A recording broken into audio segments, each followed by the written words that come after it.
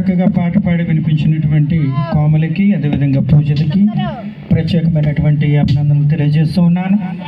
మరి దయచేసి గమనించండి, వధూవరులు త్వరితముగా ఈ యొక్క స్థలానికి రావాలని, త్వరగా తీసుకుని రావాలి. మరి అతిథులు ఎదురు చూస్తూ ఉన్నారు నూతన వధువరులను ఆశీర్వదించడానికి. అదేవిధంగా మరి ఆ విషయాన్ని వారు గమనించి త్వరితముగా ఈ యొక్క స్థలానికి రావాలని మరొకసారి ప్రేమతో కోరుతూ ఉన్నాం.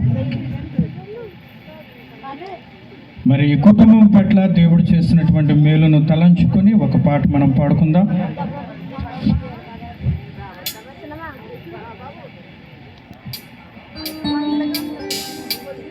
ఘనమైనవి నీ కార్యములు నా ఎడల,